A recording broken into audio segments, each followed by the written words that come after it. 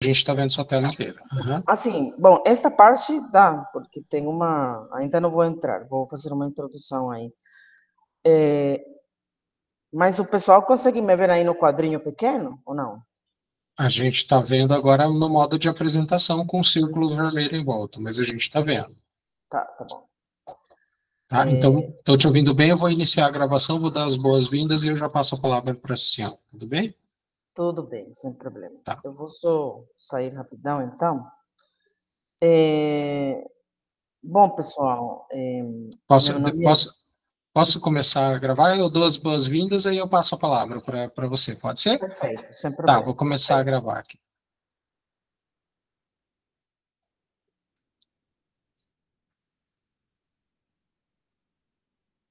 Ah, bom, ok. Agora sim, gravando. Boa noite a todos. Espero que estejam todos bem. Meu nome é Jean. Hoje eu vou ser o organizador da sala aqui, onde a professora doutora Magali del Carmen Fonseca Medrano vai apresentar o trabalho né, sobre estatística descritiva no software R, né? Isso Então, mesmo. a professora Magali tem a palavra, você tem 1 hora e meia para apresentar. No final, a gente vai fazer, eu vou liberar a lista de presença para que todos possam assinar no final da apresentação, tá? E vocês podem interagir levantando a mão, a professora Magali disse que vocês podem levantar a mão e ir conversando com ela enquanto ela apresenta, tá bom? A gente vai liberando. Vocês podem também conversar pelo chat, e aí eu vou acompanhando vocês aqui, ou pela ferramenta de perguntas e respostas aqui do Google Meet, onde a pergunta fica registrada e no final da apresentação a gente vai fazendo as perguntas e mostrando para elas interações, tá bom? Então, que tenhamos um excelente minicurso. Professora Magali, está com a palavra. Obrigado. De nada. Bom, vou fazer uma apresentação de 2 minutinhos, rápido, né? Porque muita gente não me conhece, né? Eu sou da Costa Rica, tenho 9 anos de estar morando aqui no Brasil e eu estudei, fiz uma revalidação do meu diploma de administração, que foi o primeiro diploma que eu tive. Só que inicialmente eu entrei lá para estudar engenharia em computação, só que eu não consegui continuar por questões de trabalho. E aí fiz um mestrado na área de desenvolvimento sustentável para a produção de agroenergia. E na área já no doutorado, fiz ciências ambientais, focado também na questão da agronomia, só que em pragas, né? Aí eu tive que fazer uso da parte de bioestatística. E a partir desse doutorado, surgiram várias opções, várias oportunidades para fazer análise de dados. O último trabalho que eu fiz na parte de estatística foram na Universidade Federal de Goiás, em Goiânia, onde fiz 2 cursos completos, 2 vezes. Claro, incluía a estatística inferencial, enfim. Só que aqui não dá tempo. Aí eu enviei uma enquete no grupo para ver mais ou menos quem sabia de estatística descritiva e quem não. E eu fiz um resumão, né? Porque tem muita gente que não sabe o que é o software R, como é que funciona. Tem muita gente da área acadêmica que tem medo de usar, enfim. Então, partindo desse fato, vamos continuar aqui a apresentação, né? E o tema é estatística descritiva no software R, porque a gente vai usar esse software, né? Qual é a programação? Bom, eu vou fazer uma breve introdução, vou mencionar alguns conceitos técnicos de programação, fazer uma apresentação geral do ambiente de instalação, noções de sintaxe, comandos básicos e instalação de pacotes. Como que isso funciona? Aí vem a manipulação de dados, o que são tipos de estrutura, vetores, data frames e matrizes e listas. Importação e exportação de dados. Já no final, é a parte que mais se interessa, que é a parte de estatística descritiva. Só que a gente não tem como chegar lá sem saber o que o R e como é que funciona, né? Já na estatística descritiva, vamos mencionar medidas de tendência central, variabilidade, posição e layout de gráficos. Bom, nessa primeira parte, vamos ver alguns conceitos técnicos de programação, fazer uma apresentação geral do ambiente de instalação do R, noções de sintaxe e estruturas de funções, comandos básicos e instalação de pacotes. Bom, quando a gente fala do R, a gente não sabe exatamente que tipo de linguagem ela é, né? Ela é uma linguagem de programação. Mas existem vários tipos de linguagem de programação. Está a linguagem de programação interpretada, né? Que é um nível alto de programação. E ela segue o seguinte processo. Qualquer linguagem que a gente produza tem um código-fonte. E esse código-fonte, ele é interpretado pelo próprio compilador do programa onde estamos trabalhando. Seja o R, seja Python, seja Java, dentre outros. E aí, esse compilador, ele gera um código chamado de bytecode, que posteriormente ele traduz para que a máquina consiga interpretar esse código e finalmente poder executar esse bytecode. Então, esse é mais ou menos, assim, de maneira muito geral, o processo, os passos que são necessários para poder executar um script, um código-fonte, numa linguagem de programação de alto nível.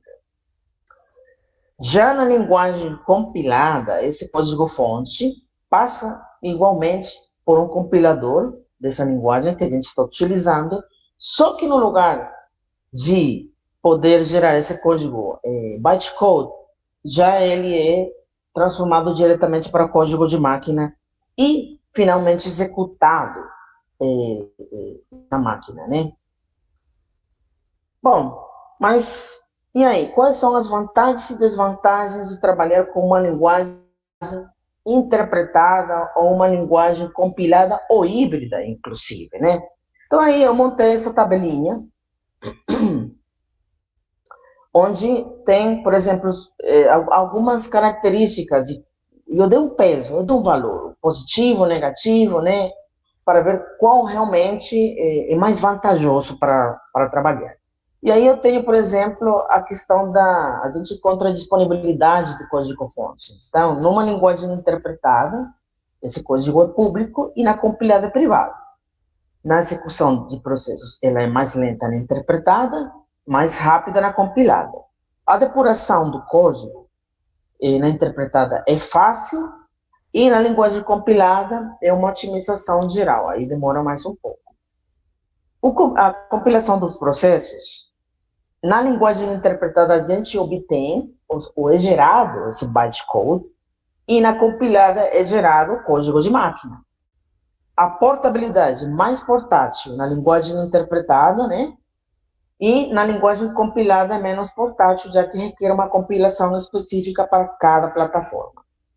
Assim, se usar Java, vou precisar de uma compilação específica para Java. Se usar Python, a mesma coisa. Se usar C++, a mesma coisa. Em termos de segurança, o código-fonte na linguagem interpretada é visível e pode ser facilmente inspecionado. Já na compilada, ela é mais difícil de entender.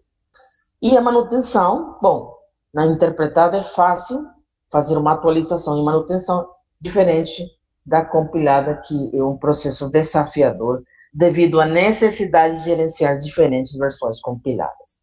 Então, alguns exemplos de linguagens interpretadas são R, Python, JavaScript, Ruby, PHP, dentre outros. E na compilada, C, C++, Go, Rust, Swift. Linguagens híbridas, temos Java, Kotlin, Scala, C, C++. Qual tem a mesma pontuação, desculpa, do que a híbrida, né? Então, nesse sentido, estão basicamente parecidas. E aí vem aquela pergunta, aquela pessoa que usa o R, porque como ele é tão versátil, é só o desenvolvedor que consegue usar R, é só as pessoas que precisam fazer algumas análise estatística. Bom, esta linguagem é utilizada tanto por desenvolvedores, programadores, quanto por usuários. A diferença é que, obviamente, aqueles programadores são aqueles que criam pacotes, possuem habilidades específicas de programação, podem criar novas funções, algoritmos ou ferramentas e encapsulá-los em pacotes e disponibilizá-los para a comunidade R. Já os usuários utilizam o R para análise de dados, estatística, visualizações, né? Não precisa ninguém ser um expert para usar o R, mas é importante sim ter um conhecimento básico da parte estatística. Então o R, ele se considera uma linguagem de programação interpretada com abordagem híbrida. Mas o que é o software R? Bom, aqui tem alguns autores, né, que falam, por exemplo, o professor Livoto, que é uma linguagem em ambiente estatístico que traz vantagens, né? Como, por exemplo, um software livre, a gente não precisa comprar, ele é de licença pública, ele pode ser livremente copiado, distribuído e instalado em diversos computadores. Outra vantagem é que os códigos-fontes estão disponíveis para usuários e atualmente são gerenciados por um grupo chamado R Development Core Team. E o software RStudio, o que então? Bom, é uma extensão que fornece uma interface, né? Onde a principal vantagem é que ele permite que o usuário realize suas análises de maneira muito mais organizada e intuitiva. Aqui temos a tela do RStudio, né? E na parte esquerda de cima temos onde a gente consegue gerar os códigos-fontes, os scripts. Na parte de baixo, o console, que é a saída. E na parte direita de cima temos o que se chama ambiente, área de trabalho, né? Environment, Global Environment, onde todos os dados que são carregados ficam lá. E, finalmente, embaixo dele temos a saída dos gráficos, a gente pode também fazer instalações de pacotes, procurar ajuda, dentre outras opções adicionais aí. Mas como é que posso obter o RStudio? O R e o RStudio. Bom, simplesmente vocês entram nessa página, RStudio Desktop, e ou simplesmente digitam RStudio Download e entra na página oficial POSIT. Essa é a página oficial. E aí você faz a instalação inicialmente a número 1, que é do R, que é a plataforma básica, e posteriormente a extensão, vamos dizer assim, melhorada do R, que é o RStudio. E aí, os programas são descarregados, vocês escolhem aí a opção dependendo do sistema operativo que vocês tenham nas suas máquinas, seja Windows, Linux, Mac, etc.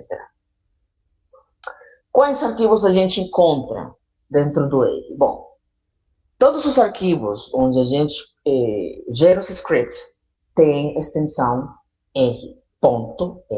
Né? Temos R-Data, que os objetos que ficam gravados na área de trabalho.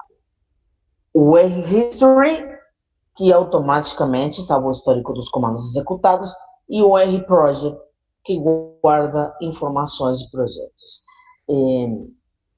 Há muita coisa para ser explorada no R. Essa parte dos projetos é muito interessante também, né? Até porque vários programadores, vários desenvolvedores trabalham em conjunto muitas vezes em projetos específicos no R. Bom, em termos de noções de sintaxe e estrutura de funções, temos... eu não vou explicar aqui um por um, porque é muito, mas o primeiro, geralmente, é o hashtag, que é para adicionar o comentário, né? símbolo de interrogação, obter ajuda de uma função, 2 vezes realiza a busca, e por aí vai. Eu só coloquei isso aqui para demonstrar que tem inúmeros símbolos que a gente pode utilizar como conectores, adicionar comentários, fazer análises aritméticas, enfim, uma grande diversidade aí de opções. O R, ele funciona normal como uma calculadora, a gente não precisa instalar nenhum pacote nesse sentido. E para quem nunca usou o R, ou conhece muito pouco, é importante lembrar, por exemplo, que para eu rodar um script, eu preciso fazer a combinação das teclas Ctrl mais Enter.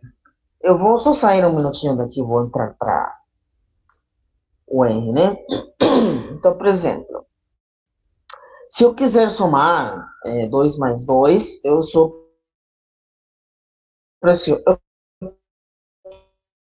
tenho 2 opções para executar. Run, né, que já ele vai me dar aqui a saída, coisa você me avisa, viu, professor? Por favor. Aqui tenho a saída. Perfeito. Mas, como eu particularmente não gosto de vir aqui e pressionar Run, eu pressiono Ctrl mais Enter. É a mesma coisa. Seja no início ou no final. Né? Então, né, é muito mais rápido.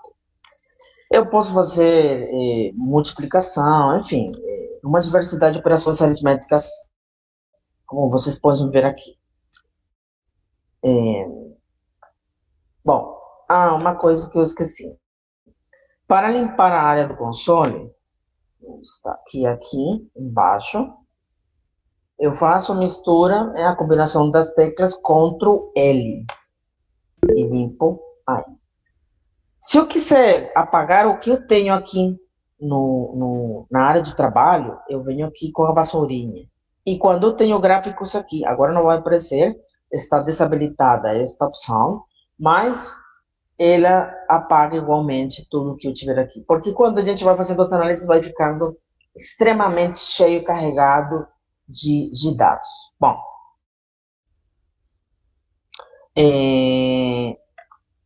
qual é a ordem dos parênteses no R? É redondo, chave e quadrado. Em matemática é primeiro redondo, quadrado e por último chaves. Funções. Bom, temos o argumento normal de uma função, temos argumento 1 igual ao valor 1, argumento, vírgula, argumento 2 igual ao valor 2 e assim por diante. Existem diversas funções, né? Seja para operações aritméticas, atribuição de variáveis, vetores de indexação, estatística básica, estrutura de controle de fluxo. Se a gente entrar para ver as funções de operações aritméticas, bom, temos várias aqui. Temos para soma, para raiz quadrada, logaritmos, divisão, né? Aqui, a atribuição de variáveis, a diferença é muito simples. Nesta operação, peraí, eu acho que aqui, pronto. A diferença é que na atribuição é simplesmente, eu posso vir aqui e dizer soma é igual a 8. Pronto, já atribuí. Quando eu faço atribuição, na área de trabalho, que é esta, o Global Environment, vai aparecer tudo o que eu estiver carregado. Né? Seja arquivo que eu subi, que eu importei, seja qualquer informação vai ter que aparecer do lado direito. E se não aparecer alguma coisa errada, porque não vou conseguir posteriormente manipular esses dados. Né? Ok. Que tipo de atribuição de variáveis eu posso fazer aqui? Bom, numérica, como essa que eu acabei de fazer aqui, né? Eu posso fazer atribuição de dados textuais, né? E aí, posteriormente, eu venho e, por meio da função print, né? Eu peço para me mostrar o que eu tenho dentro dessa variável chamada meu número, por exemplo. Eu tenho 15, o meu texto, Olá Mundo. Então, o console, ele vai refletir, eu acho que é assim, diz assim, ele vai mostrar tudo que eu estiver rodando nesta parte dos scripts, né? Vamos lá. Igual, funções de vetores em indexação, né? Por exemplo, eu vou explicar aqui daqui a pouco o que é um vetor.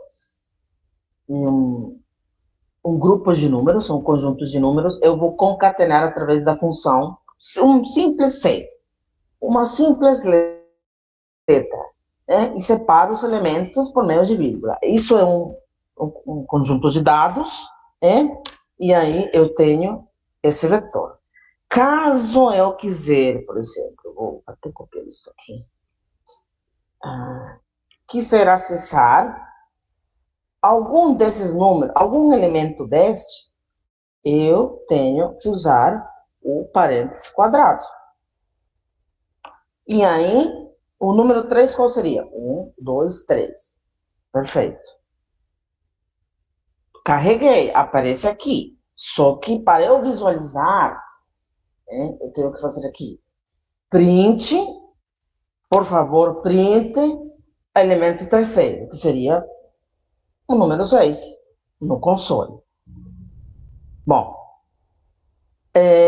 vamos ver o que temos aqui.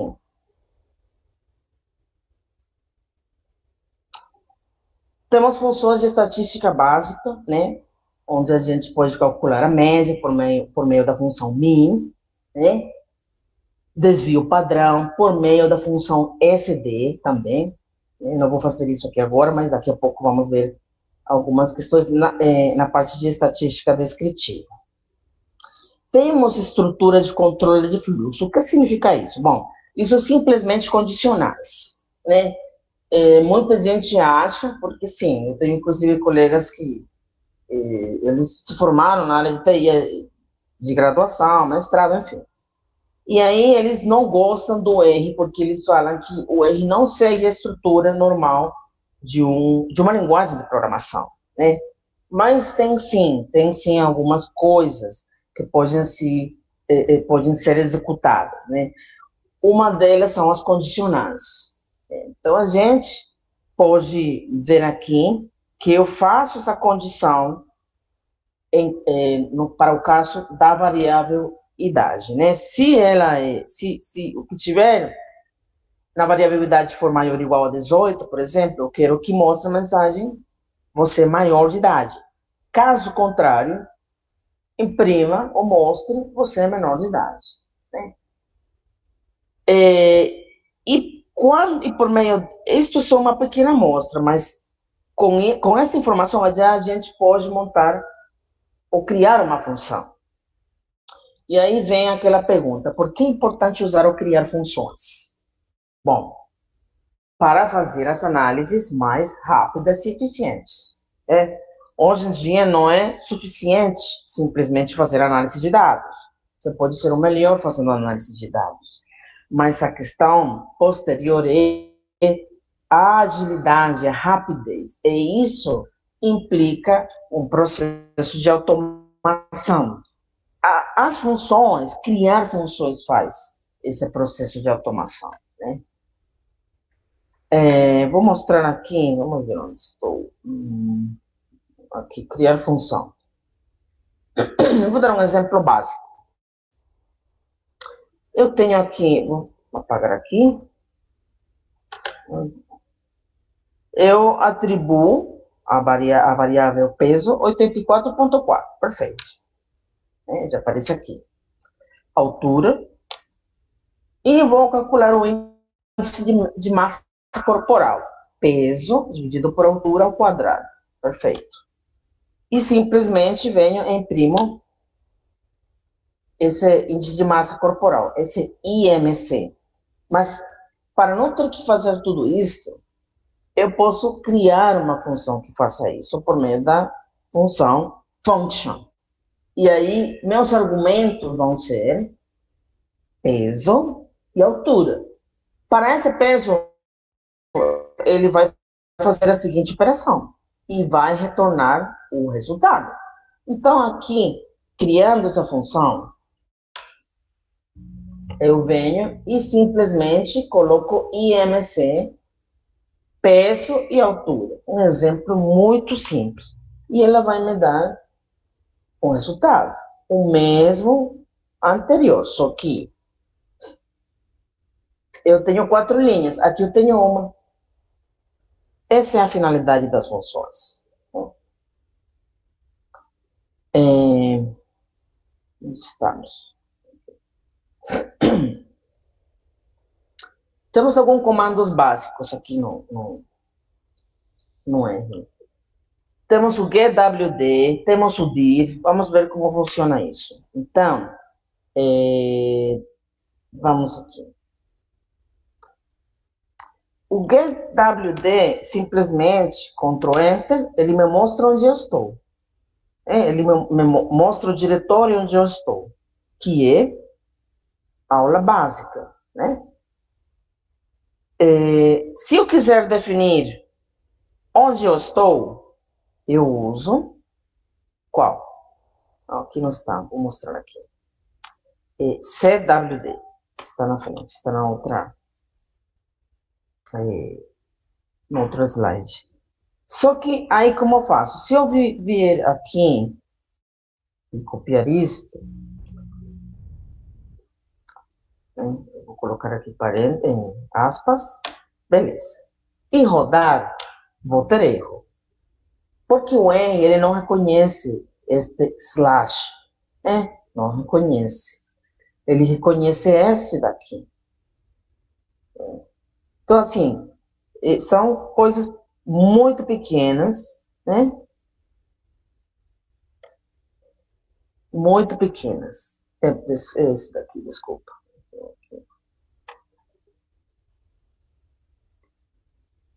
E aí, já tá certo. O que tenho aqui dentro? Eu posso usar o comando dir.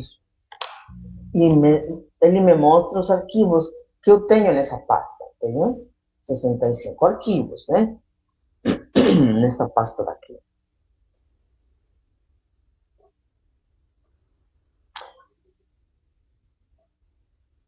Bom, já vimos GWD, dir, CWD. Instalação de pacotes. Como é que funciona essa instalação de pacotes no R? Eles podem ser extraídos de vários repositórios, né? Eles podem ser extraídos do repositório CRAN, mas também de Bioconductor ou GitHub, né? Então, por exemplo, eu vou aqui no R. Eu quero instalar um pacote X. Eu vou aqui em ferramentas, instalo pacotes. Aqui. Demorando um pouco mais. E aqui eu procuro, vamos ver o que tem. Vamos ver o que tem com. Vamos ver, índice Jacar, que é um índice de biodiversidade, de espécies, um exemplo. Eu posso adicionar. Eu procuro qualquer um aqui, né? Vamos ver. Tudo que você pensar, se fossem vários pacotes, você bota aqui, separa por coma, por vírgula, desculpa. Aqui ele está.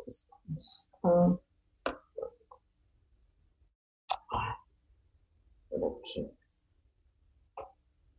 E aí você vai adicionando posteriormente. Qual é o outro repositório? Bioconductor. Vamos ver onde está Bioconductor.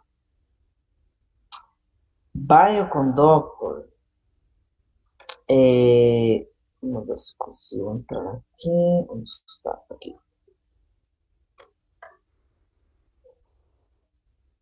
É um site que me oferece pacotes. Aqui tem a seção de pacotes, né? E aqui, simplesmente, eu posso procurar aqui, mas que tem de métodos estatísticos, tecnologia, dados experimentais, modelos de doença, tem questões de biogenética, enfim, é imenso aqui, né? E aqui está a pessoa que dá manutenção a esses pacotes. Então, aqui vem o nome do pacote, por exemplo, né? E o título, para que serve, né? Etc, etc, rapidamente.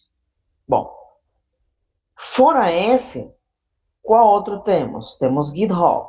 Eu acho que aqui já, inclusive, os meninos sabem usar GitHub. Eu acho que houve uma palestra relacionada com isso. Onde está aqui? Aqui, pronto.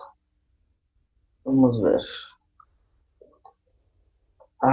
Não posso entrar, porque o site, a internet da empresa não me deixa.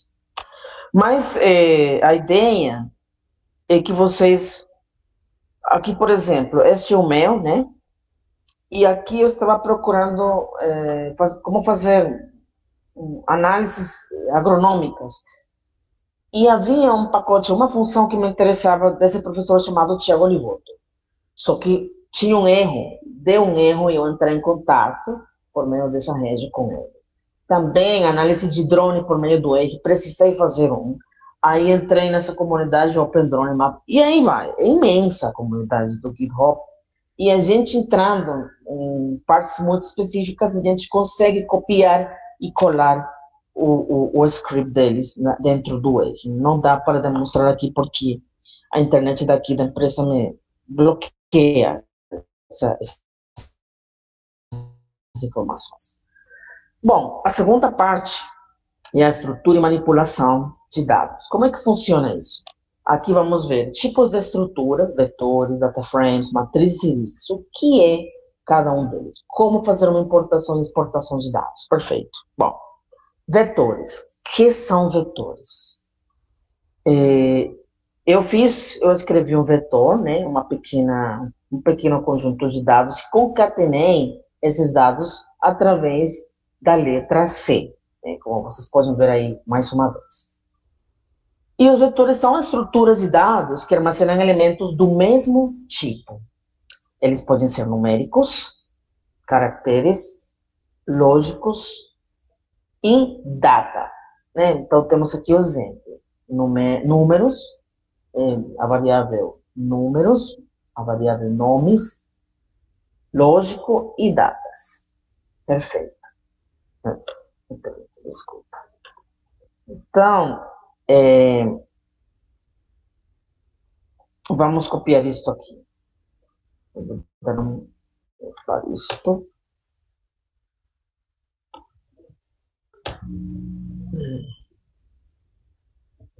Ok. Então, vamos lá.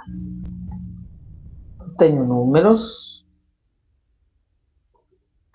nomes,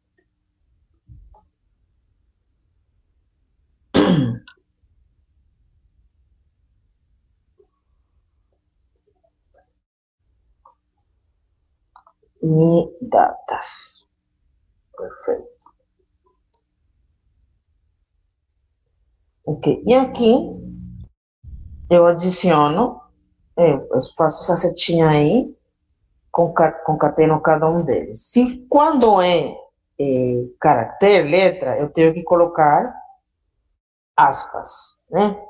Tenho numérico, letras, valores lógicos e datas também, né? Cada vez que eu vou carregando os dados, eles aparecem aqui deste lado. Perfeito. Fatores. O que é um fator? Bom, é um vetor. A única diferença é que eu designo eles como dados categóricos para poder manipular eles mais facilmente na hora de analisar os dados. Então, por exemplo, esse vetor chamado gênero, eu tive que colocar factor para que ele categorize as informações que estão dentro como categóricas. Por que eu faço isso? Por que fazer isso? Porque se eu deixar só como masculino, feminino, na hora que eu manipular, quiser usar algumas funções para análises categóricas, ele vai ver isso como texto e não vai fazer as análises necessárias. Basicamente, essa é a função. O que podemos fazer com vetores? Podemos indexar vetores, né? Então, por exemplo, se eu quiser acessar, vamos ver aqui. Eu quero acessar o que tenho aqui nesses elementos. Eu quero acessar o número 4. O elemento número 4. 1, 2, 3, 4. O que eu faço? Simplesmente boto 4. Entre parênteses quadrados. Que número vai me... Peraí, o que aconteceu aqui? Calma aí. Deixa eu ver. O que aconteceu aqui? Eu acho que... Um momento. Só um minutinho. Aqui. Vamos ver isso. Eu acho que estou carregando algum número mais aqui. Vamos ver aqui. Melhor aqui. Carregar de novo. Números. Isto como é? Eu vou ver aqui isso.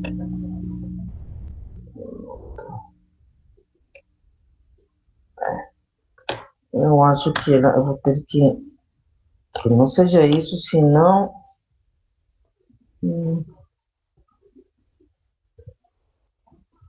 Vamos saber o que está acontecendo. Ok, números... Não, agora sim, nomes, lógico e datas. Vamos ver aqui, números... Vou colocar o número 12 aqui. Não está dando o resultado aqui. Eu vou só um minutinho, vou eliminar isso aqui. Com save.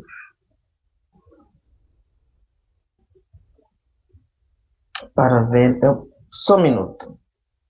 Eu tenho que fechar aqui rapidão. Vamos ver. Que o Henry tem às vezes essas questões chatinhas.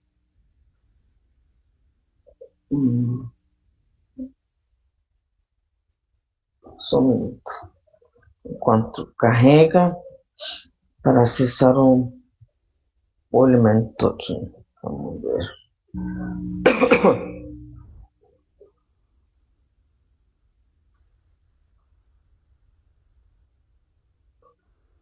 Vamos lá.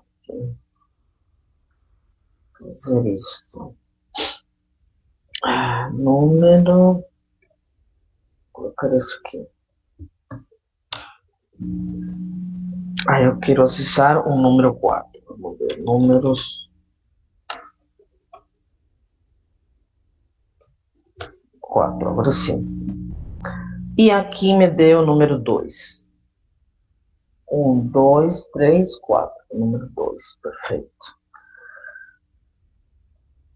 Aqui, por exemplo, eu quero acessar esses 3 números. Número 1, número 3 e número 5. Né? Aí eu concateno simplesmente os números que eu quero que apareçam. 5, 3, 5. Então, a gente, por meio da indexação, a gente consegue, sim, acessar os elementos dos vetores. Data frames, ou tabelas. Bom, todos usamos Excel. Portanto, todos usamos data frames. O que é um data frame? É uma estrutura bidimensional que organiza dados em linhas e colunas, semelhante a uma planilha. Cada coluna pode conter diferentes tipos de dados. Eles devem de ter simplesmente o mesmo número de linhas, né? Então, por exemplo, Eu vou fazer um data frame aqui, vou ir um pouco rápido, porque já vi a hora. E... desculpa, pronto. Ok, vou apagar isso rapidão. Aqui eu tenho nomes, é um vetor. Gênero, outro vetor. Faixa econômica, outro vetor. Avaliação, outro vetor. Filhos, outro vetor. E meu data frame, eu vou criar por meio desta função data frames. Aí eu vou adicionar o quê? Todos os vetores anteriores. Pronto. Como eu sei que eu criei um data frame? Porque aparece aqui. Eu vou acessar e o que eu tenho é uma tabela. Simples assim. Eu vou ir um pouco mais rápido aqui. Bom, temos matrizes também. Eu não vou entrar em detalhe com as matrizes, só vou mencionar. Não vou fazer operações com matrizes aqui. A única diferença entre data frame e matriz é que todos os elementos devem ser do mesmo tipo. A diferença do data frame, que tem vários tipos de dados, né? Isso aqui, por exemplo, essa figura é uma matriz, né? E aqui, eu não vou fazer esta parte, né, porque não é tão essencial, mas existe uma função chamada matrix, assim como o filme, né, onde você pode, sim, criar matrizes. Neste caso, quando eu coloco any-row, eu estou definindo o número de linhas, que eu quero 2 linhas e 3 colunas.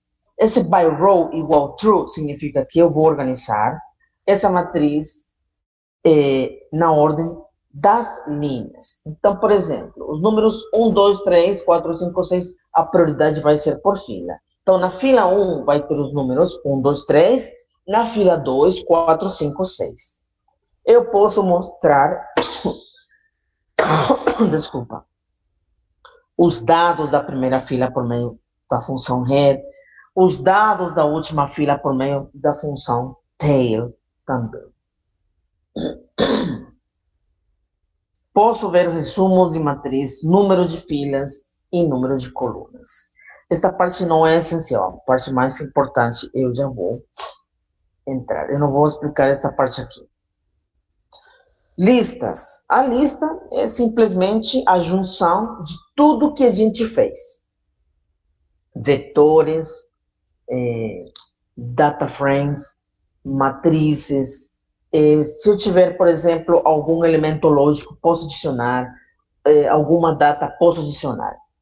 Então, por exemplo, aqui. Eu tenho vetor numérico, tenho matriz, tenho data frame. E na lista, por meio da função list, eu faço o quê? Junto tudo. Junto vetor, igual vetor numérico, matriz, a matriz numérica, data frame, igual a data frame, outro elemento. E aí, simplesmente, eu imprimo a lista. E ela me mostra tudo que eu tenho nela. Neste caso, por exemplo, se eu acessar minha lista 2, qual era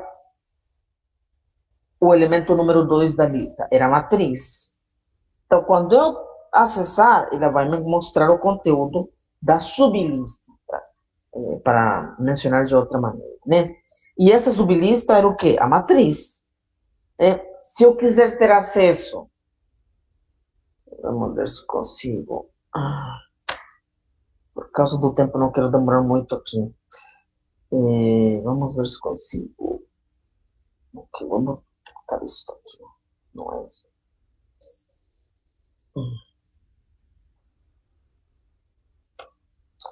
Tenho vetor numérico, tenho matriz, tenho data frame.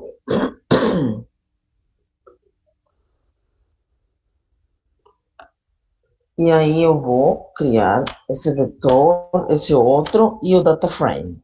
Perfeito. Tenho tudo isso. Aí eu cheguei até data frame, não vou ir além disso não.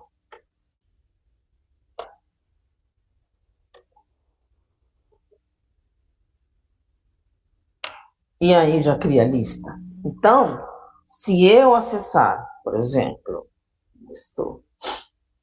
a minha lista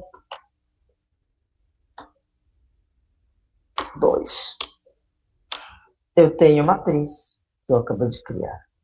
Se eu quiser o elemento 3, é o quê? É o data frame. Ele me mostra o data frame. Né? Essa é a vantagem das listas. Ela consegue armazenar esse tipo de informação. Bom, entramos na parte já que realmente vem de interesse para a gente. Eu vou ir correndo um pouco. Para importar dados, eu tenho diversas maneiras para fazer isso. Eu tenho arquivo CSV, arquivo do Excel, arquivo TXT, enfim. E aqui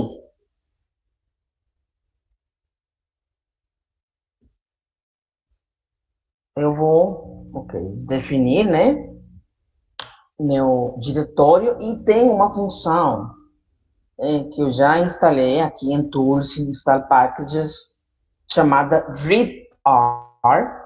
E quando eu instalo esse pacote, para chamar o pacote, eu sempre vou usar a função library. Eu rodo, chamo, e aí o que acontece? Eu vou...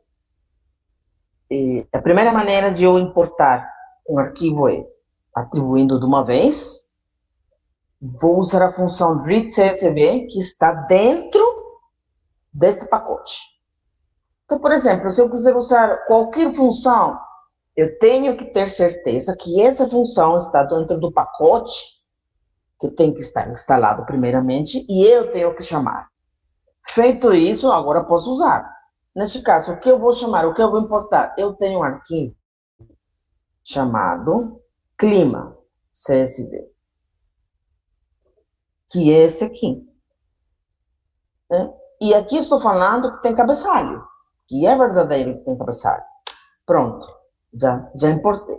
Assim de simples. Agora eu vejo que tem ano, data, temperatura máxima, mínima, umidade máxima, umidade mínima, velocidade do vento. Perfeito. Exemplo 2, eu tenho outro arquivo chamado espécies. Onde está? Aqui. Perfeito. Só que, desta vez, eu coloquei separador. Mas por que eu coloquei separador? Bom, dependendo da estrutura da base de dados, às vezes eu tenho que ir além e especificar como está estruturado esse conjunto de dados. Aqui eu boto entre aspas, porque é texto, né? Não posso esquecer de colocar a extensão, vírgula e separar os argumentos, né? Aí eu vou chamar espécies, perfeito. O que tem espécies? Eu tenho 4 espécies de lepidópteros. Esses dados foram dados que eu usei no meu doutorado.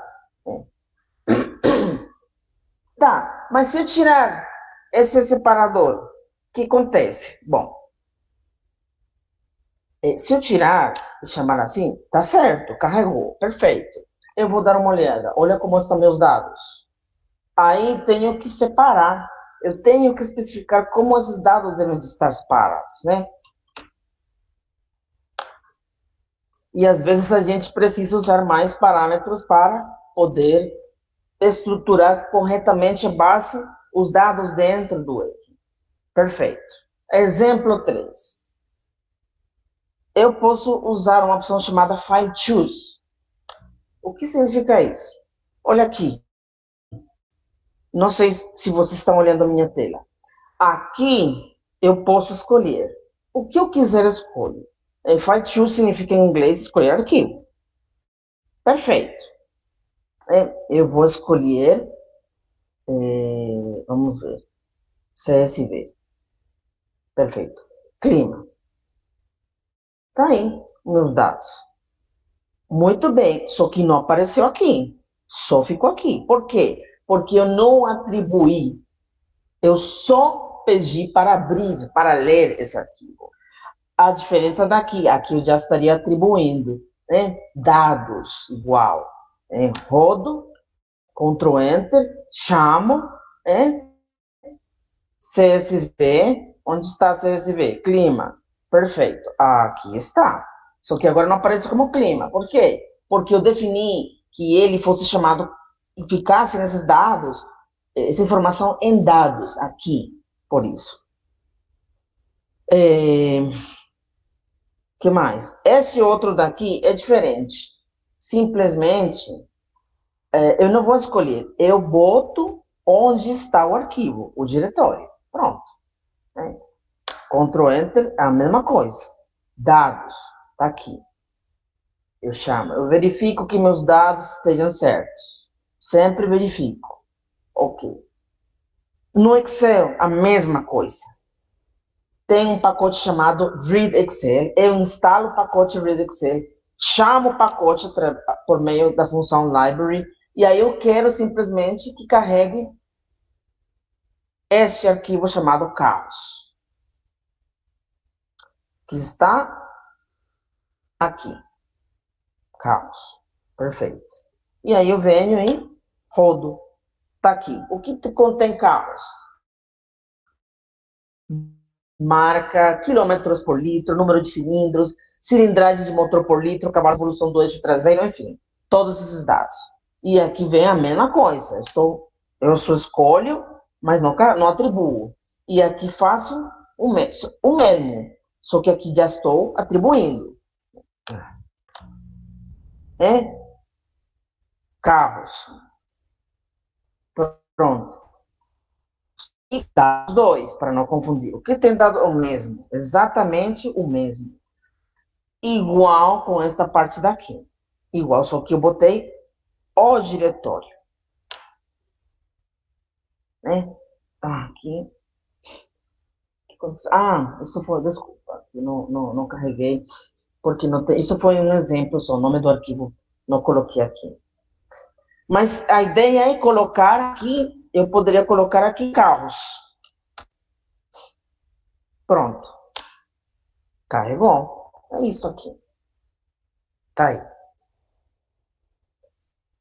Exportar dados. É o inverso. É o inverso. Eu tenho... vou apagar aqui. Tem um pacote chamado Read Excel, perfeito. Tem um pacote chamado Drill.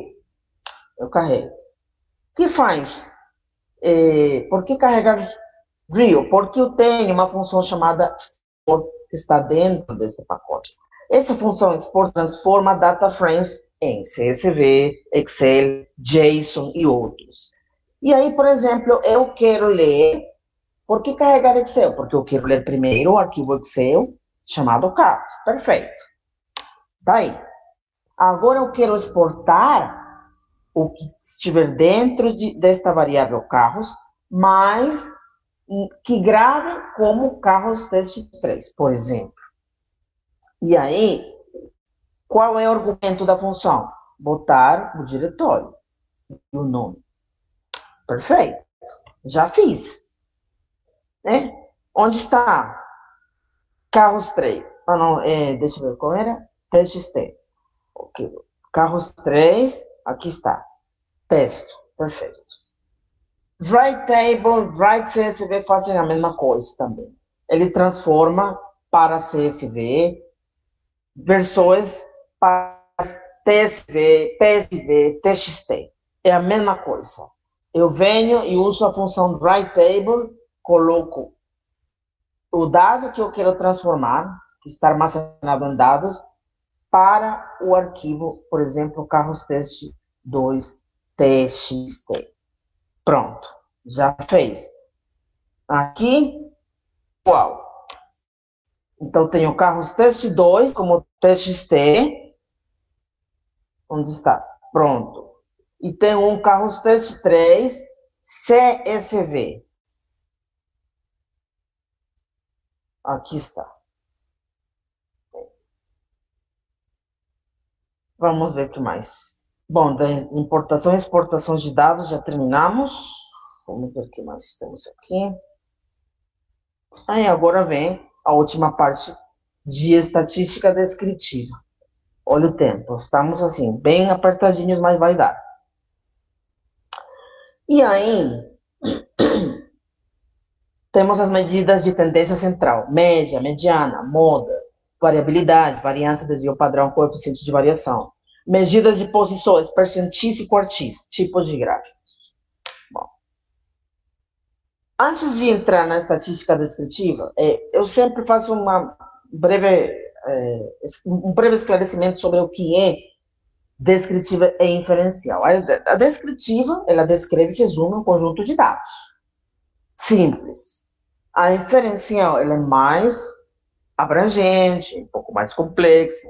Ela faz inferências sobre uma população com base em amostras tiradas dessa população. Então, aí, na inferencial, estes daqui não são os únicos. Há inúmeras categorias. Eu só coloquei pouquíssimas, porque a tela não dá para botar tantas. Inclusive, eu tinha corrigido em outra apresentação e tinha colocado paramétrica, né? Aí temos, dentro da inferencial, temos análise não paramétrica, probabilística, multivariada, computacional, bayesiana, temos também a paramétrica. E aí vem aquela coisa, aí vem seu professor e pergunta, bom, que método você usou? Paramétrica ou não paramétrica? E você não sabe responder. A não paramétrica é aquela que simplesmente os seus dados, a estrutura dos seus dados não segue uma função, não segue uma distribuição normal. Então, quando ela não segue essa distribuição normal, tem métodos específicos para analisar dados. A paramétrica segue uma distribuição normal. Aí tem a probabilística, que trata de estudos de fenômenos aleatórios, multivariada, por exemplo, no caso das pessoas que ecologia estuda muitas variáveis. O pessoal de limnologia, que eu estudei, que eram colegas de laboratório na universidade onde eu fiz doutorado, o que eles faziam? Eles iam, faziam coletas em lagos, faziam coletas em rios, porque é isso que a parte de biologia estuda. A limnologia estuda as águas dentro da terra. E aí, cada vez que eles faziam uma coleta, eles pegavam 1.000 espécies. 1.000 indivíduos, 5.000 indivíduos, e aí tinham 200 espécies, 300 espécies. E aí? Como eu vou analisar tanta informação? Por meio de multivariáveis. Análise de multivariada. Analisa simultaneamente múltiplas variáveis. Aí vem a análise computacional bayesiana, que agora não vamos entrar nisso, mas é importante a gente saber a diferença entre descritiva e inferencial. Dentro das análises aplicáveis na estatística descritiva, temos medidas de centralidade, como média, mediana, moda, variância, desvio padrão, coeficiente de variação, quartis e percentis. E aí? Todo mundo sabe o que é uma média. Qual é a média das suas notas, das suas menções? Qual foi a média do ensino médio, das suas notas?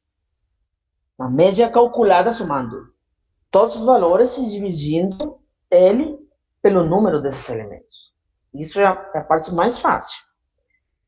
E a mediana, como é que é?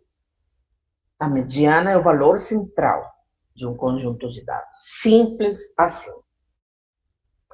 Então, vamos lá. Vamos para o R.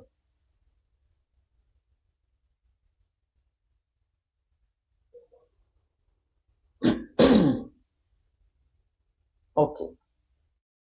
Fechar todos os aqui que estão abertos. Pronto. E aqui vamos ver. Medida de centralidade, média, mediana, moda. Perfeito. Medidas de variabilidade, posição e gráficos. Ok, vamos lá.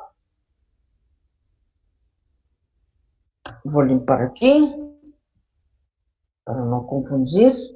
Defino meu diretório de trabalho, chamo a pacote readr e venho importar o dado. Beleza. Qual? Clima. O que eu tenho aqui? Dados meteorológicos. O ano que eu peguei os dados, por exemplo. Temperatura máxima, mínima, umidade máxima, mínima, velocidade do vento, perfeito. E aí eu vou calcular a média.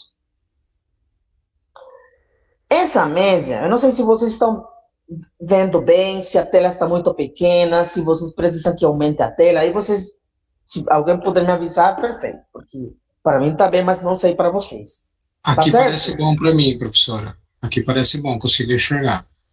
Ah, tá bom. E aí tem esse simbolozinho, símbolo de dólar. Tá? Ah, meu Deus do céu, o que eu fiz aqui? Ok. Vamos lá. Apertei a tecla errada. Uai, que isso, gente? Ah, calma aí. Vou ter que... Alguma coisa eu apertei, agora ela não está... Momento. Essa é a única coisa chata, às vezes do ter que estar entrando e saindo. Infelizmente. Estou... Aqui. Só um minutinho.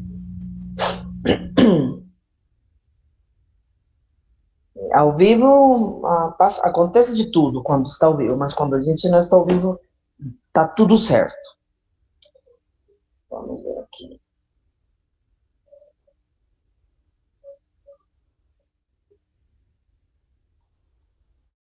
Uhum. Ok, vamos lá. Para aqui, perfeito. Ok, vamos lá. Ah, não acredito. Que coisinha, meu Deus. Ah, não, desculpa, pessoal. Estava aqui, desculpa, nem tinha visto aqui, me desculpa. Estava certo, nem precisava sair do F. Ok, eu vou chamar, né? Perfeito. E já defini aqui o diretório. Aí eu chamo, né? O arquivo. Perfeito. Ah, desculpa, não, mas estou aqui. Estou na aba errada. Tá, eu chamei clima. Tá certo. Aqui eu vou. Esse símbolo de dólar simplesmente faz com que eu consiga acessar a coluna do meu interesse no data frame, né? Clima tem todas essas informações, mas eu tenho que especificar a quem eu vou aplicar a média. E eu decidi que eu vou aplicar a coluna a todos os dados que estiverem na coluna de temperatura máxima. Então, venho, por meio da função min, eu digo que eu quero essa média, né? Aqui está a média, perfeito. A mediana é o ponto central desse conjunto de dados. Okay? Eu venho e faço o mesmo. O dado é 2673, certo? E a moda? Como é que eu faço? O que é a moda? A moda é o quê? É o ponto central. Vamos lá.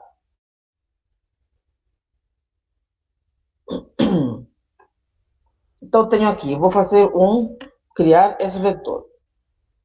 Eu tenho 1, 2, 3, eu acho que são 4 quadros. 1, 2, 3, 5, deixa eu ver. 6, 7. 5, 6, 7. Perfeito. Tá aí. Já criei esse vetor. Como faço para saber qual é a moda? O valor mais frequente. Eu tenho uma função chamada table. Essa função table, se eu rodar, dá esses números aqui. Como interpretar isso? Bom, número 1, quantas vezes está frequente?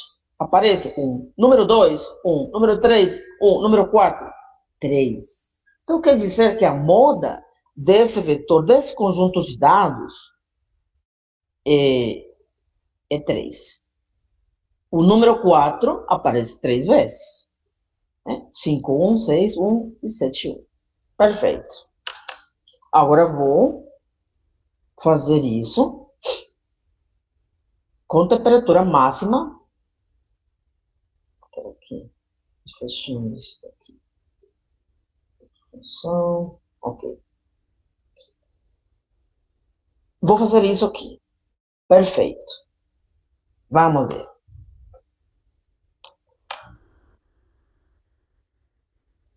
É muita informação. Se fossem 10 mil linhas, 1000 linhas. E aí, como faço para ver o número que tem mais frequência? Como eu faço? Todos um, mas eu sei que tem um que não é só um. Tem aqui, dois. Então, 2673, ele aparece 2 vezes. Essa seria a minha moda. Mas, como eu não quero fazer isso manualmente, tem outra segunda opção mais elaborada. E aí, como seria? Eu vou analisar a coluna, vou de dentro para fora fazendo análise. Eu vou analisar temperatura máxima. Perfeito. O que a função menos stable faz? Ordem decrescente. De maior a menor. Perfeito.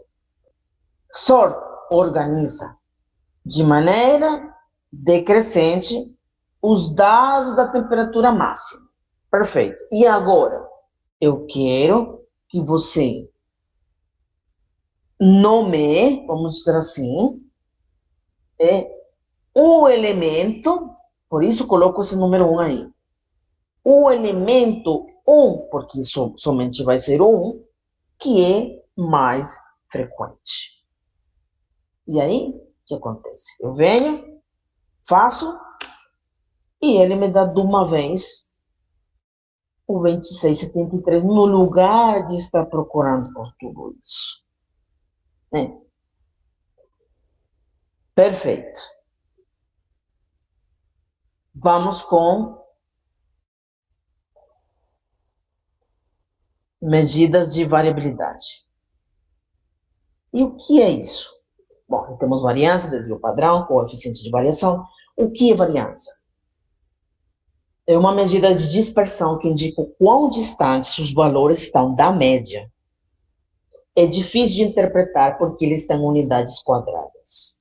Então, temos aqui a variância populacional, variância amostral e o desvio padrão, que é a raiz quadrada da variância. Simples assim. E aí, vamos com um exemplo. Se a altura de um grupo de pessoas tem uma variância de 64 centímetros quadrados, cujo símbolo é o sigma ao quadrado, 64 centímetros ao quadrado, significa que, em média, os dados estão a 8 centímetros. Aí, esse 8 centímetros é o desvio padrão. Estão a 8 centímetros da média. E aí, o coeficiente de variação é o quê? É a variável média, só que em porcentagens. É a variância, é a representação da variância, é a representação do desvio padrão em porcentagem. Isso é o coeficiente de variação. Como faço para calcular a variância no R? Bom, aí eu venho, vou botar aqui, função var. Estou trabalhando com temperatura máxima. Sempre estou indicando aqui com esse simbolizinho que é a temperatura máxima. Então, venho variância. Pronto. Qual é? 3,54. Desvio padrão. SD. A função SD. Standard Deviation em inglês. Imprima. Desvio padrão é 1,88. Perfeito. Como calcular o coeficiente de variação? Eu tenho que pegar o desvio padrão e eu divido pela média.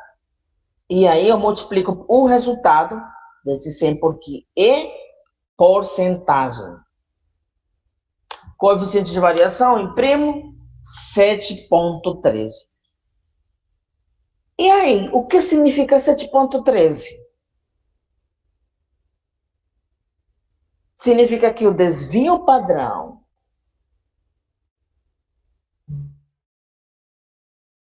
a média é de 7,13%. Simples assim. Você escolhe como você quer dizer que essa dispersão, que essa variabilidade se encontra. Você escolhe. Ah, eu quero falar em variância, então escolhe variância. Ah, eu quero falar desvio padrão, escolhe desvio padrão.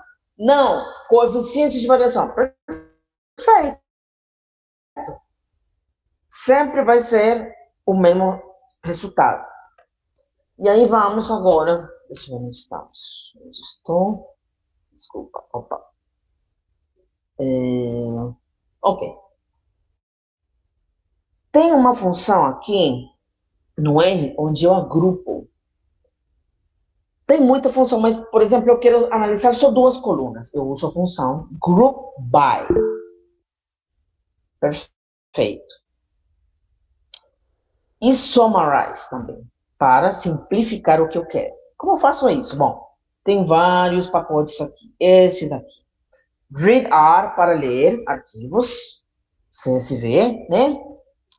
dplyr para fazer filtros, agrupação de dados. lubridate para lidar com datas e tempo. ggplot2 para fazer gráficos. Então, aqui eu venho e começo a carregar cada um deles. Se eu não carregar, não funciona. Mas, para continuar, eu vou explicar rapidamente o que significa a função pipe. Essa é a função que eu vou usar agora aqui. Tenho pib e tenho cosseno, esta função. Simplesmente o pipe faz o seguinte, eu transfiro esse 2 para dentro daqui. Passo do lado esquerdo, o que eu tiver do lado esquerdo, passo para o lado direito. Isso vai fazer mais rápido as minhas análises. Então, por exemplo, se eu fizer isto, 2, o que faz? Olha aí. Cosseno de 2 é menos 0,41.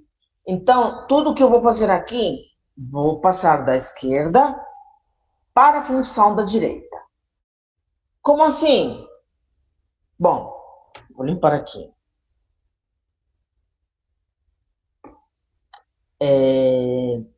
Acho que eu vou chamar só... Deixa eu ver aqui. Eu vou chamar só... esse daqui que não era para apagar. Beleza. E aí... Beleza, eu já carreguei todos eles. Vou carregar de novo. Perfeito. Dado. Eu li clima. Clima já está carregado. Perfeito. Só que eu vou agrupar. Eu vou passar o que tiver dentro do clima. O que tem dentro do clima? Todas aquelas informações. Vou passar para group by. Vamos ver o que acontece. Nada, né? Ok. Só apareceu isso. Isso não é erro. Isso é parte do processo. Ok. E agora? Bom, agora eu tenho uma coluna aqui chamada data. E eu quero que bote o mês dessa data. Eu vou criar uma coluna que me diga o mês a partir desta data. Ok? Perfeito? Então venho. Não aconteceu nada. Vamos ver? Calma aí. Mesmo. Deixa eu ver. Não, calma. Eu acho que faltou alguma... não, desculpa. Foi mal. Eu acho que foi esse aqui.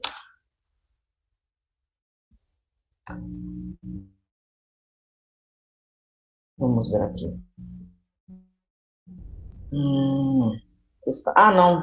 Aqui. Eu estava vendo errado. Não, esta não é. Vou remover esta daqui. É muita informação. Vou esperar. Remove clima. Pronto. Ok, vou mais uma vez. Aqui, a partir da coluna data, eu criei esta outra coluna com o número do mês. Perfeito. Só que agora eu quero nomear como mês. Perfeito. Agora, tá mês. Muito bem. E agora eu quero que no lugar de aparecer um número, o número do mês, né, que é janeiro, aqui é 2 porque é fevereiro, que apareça o quê? O nome do mês. Pronto. Janeiro, fevereiro, março, abril, maio, e aí vai. Então, esse group by vai fazendo tudo, passa tudo que tiver aqui para este lado. Ok. Feito isso, agora vou usar a função summarize. Como usar? Faço outro pipe. Eu não fiz toda essa análise aqui, né? Perfeito. Agora eu vou pegar tudo isso que eu fiz e eu quero que summarize, faça um resumo, mas que calcule ao mesmo tempo a média da temperatura máxima. Pronto. Tá aí. Então, esse summarize, ele diminui a minha análise, esse monte de informação que eu tenho aí. Eu já vou especificando o que eu quero só. Quero a média. E que deixe esse mês. Perfeito. Agora eu não quero só média, quero mais. Eu quero o desvio padrão. Tá aí? Olha aqui. Perfeito, muito bem. Agora eu quero ver a dispersão, esses dados. Como faço? Eu uso o histograma para isso, para ver a variação com respeito à média. A média é 26,39. Ok. Aí venho e uso o quê? A função de dplot. E pego o dado e AES, ele permite definir o X como média, isso vai ser no eixo X e no eixo Y, o desvio padrão. E eu quero, como eu falei, que dispersão, então, um gráfico de dispersão é um gráfico de quê? De pontos. Então, eu adiciono aqui Dion Point, exatamente para isso. E aqui está o gráfico de dispersão, só da média do desvio padrão. Agora, eu quero um histograma, como eu faço? Muito fácil, no lugar de Dion Point, você coloca Dion Column. E aí, roda. Aqui estão as colunas. O que significa isso? Bom, ainda eu não sei nenhuma função para determinar se os dados são paramétricos ou não paramétricos. Lembre-se que eu tinha falado para vocês que dados paramétricos são aqueles dados que seguem uma distribuição normal. E os não paramétricos, aqueles que não seguem. Isso já está, essa análise e essas funções, eu só vou explicar na análise de estatística inferencial, que não é esse mini curso, aqui é só descritiva. Mas, pelo que eu consigo ver aqui, eles estão extremamente dispersos, né?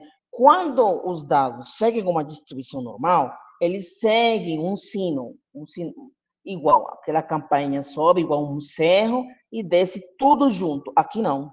Eu, sem saber e fazer nenhuma análise, eu posso dizer que esses dados são não paramétricos, porque não seguem uma distribuição normal. Ainda não fiz nenhum teste para conferir isso. Mas já o histograma, ele já está me dando essa informação. Bom, vamos com medidas de posição. O que são medidas de posição? Quartis e percentis. Como é que funciona isso? O quantil é um conceito estatístico que divide um conjunto de dados em partes iguais ou porcentagens específicas. Para quê? Para determinar a posição relativa de um valor dentro desse conjunto de dados. Perfeito. Como é que funciona? Bom, a mediana, já tínhamos falado que é o ponto central. Perfeito. E aí? Eu pego esse conjunto de dados, pego 28 mais 30, divido por 2, e essa é a minha mediana. Os quartis funcionam assim, tem 3 quartis. O primeiro deixa 25% abaixo, 75% acima. Segundo é a mediana, tá aqui, ó. Terceiro, deixa 75% abaixo e 25% acima. Tá bom.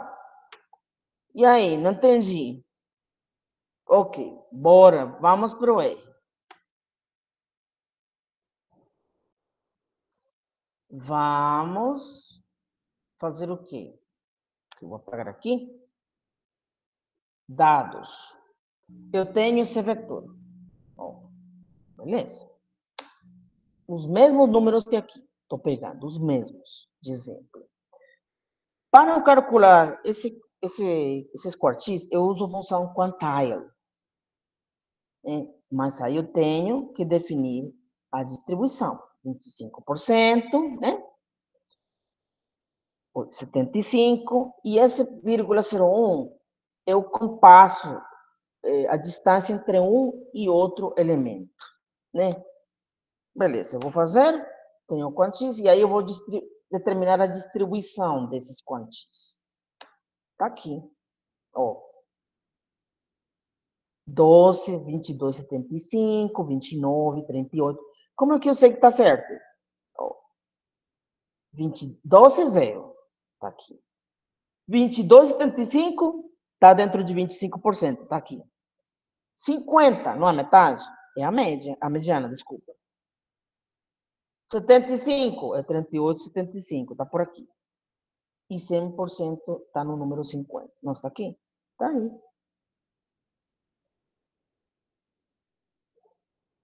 Muito bem. Agora, e aí? Eu vou fazer um gráfico disso. Tem um gráfico chamado, uma função chamada kickplot. Eu pego o que eu acabei de calcular, quantis teóricos, dados, pego dados, que é esse vetor daqui, aí eu defino onde vai no eixo X, no Y, e rodo. É isso aí. E aí, simplesmente, eu adiciono a linha de referência por meio da função abline. E boto em vermelho. Agora, tem um gráfico para determinar a normalidade? Tem. Kick-norm. E tá aí.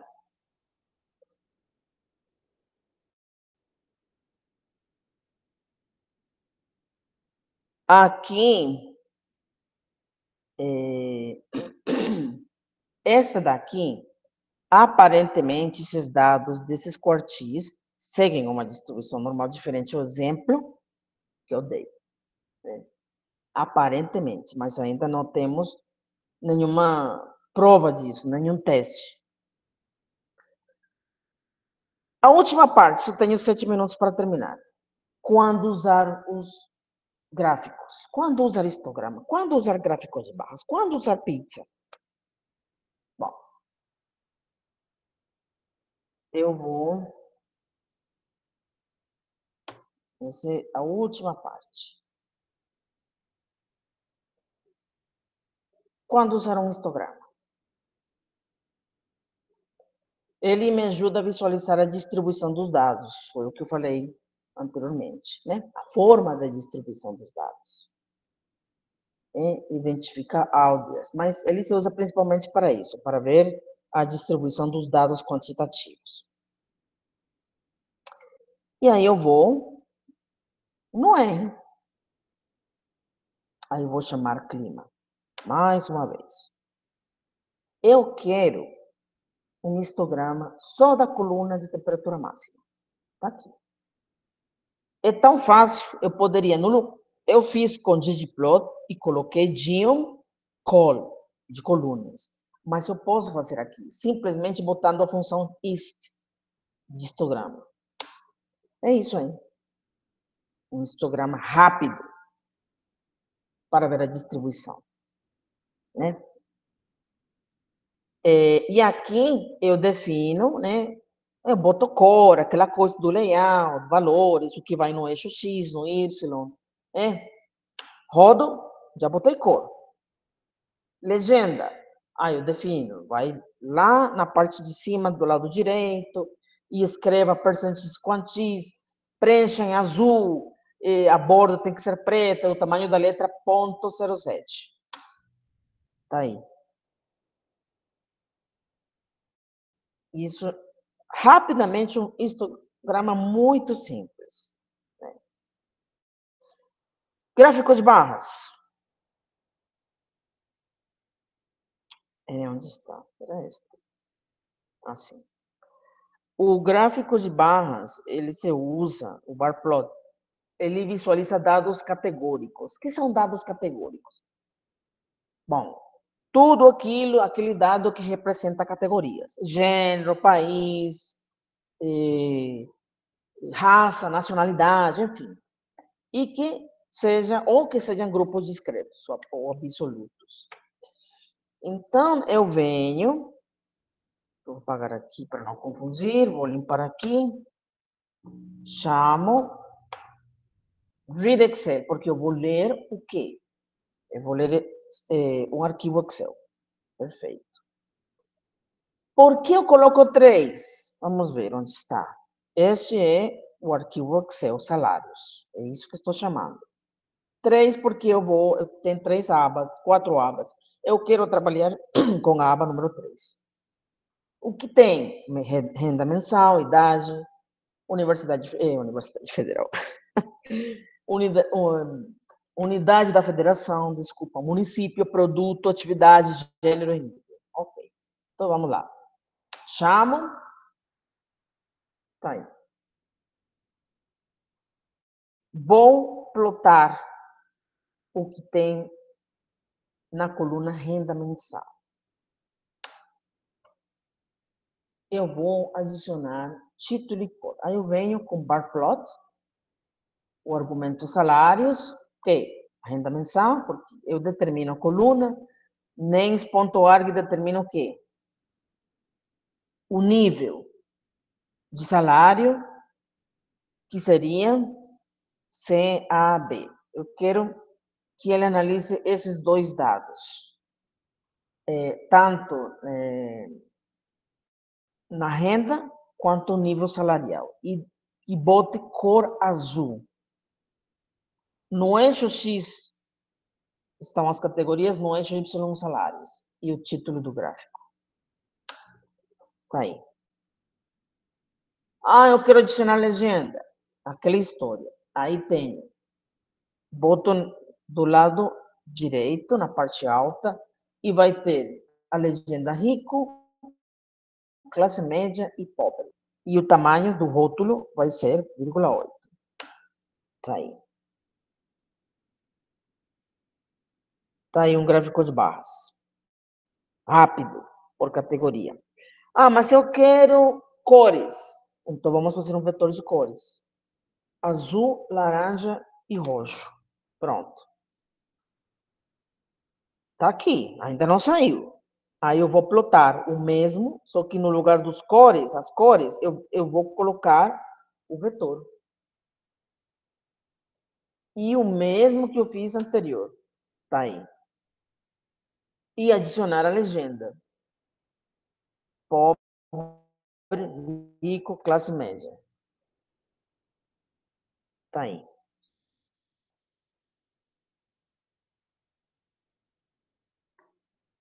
Gráfico de pizza. Quando a gente usa? Para visualizar dados categóricos de maneira em porcentagem. Aqui eu nem escrevi, mas é em porcentagem. Como a gente faz isso? Então, vamos lá, deixa eu ver. Não sei se vou utilizar aqui. Onde está? Gráfico de pizza. Ok. Eu vou usar o mesmo arquivo, só que aba 4. Rodo. Abro para ver se está certo. E aí eu tenho uma função chamada pi. E aí eu seleciono a coluna. Qual? Quantidade. Seleciono como? Com o símbolo de dólar. Beleza, tá aí. Faço um vetor de cores. Atribuo a essa coluna de quantidade a variável dado. Por quê? Porque eu vou precisar disso aqui. No argumento A função pi precisa desse dado e as etiquetas. O que eu vou colocar? 55% vai ser o quê? Vai ser pobre. 15, rico e 30, classe média. É assim mesmo? E as cores? Esse vetor que eu acabei de criar aqui. E o título e o rádio 1, que é do círculo. Adiciono legenda. Adiciono legend. Função legend. Aí eu coloco pobre, rico e classe média. Tá aí. É isso aí. Um grafiquinho simples de pi. E o último é um box plot. Como funciona? Para que serve?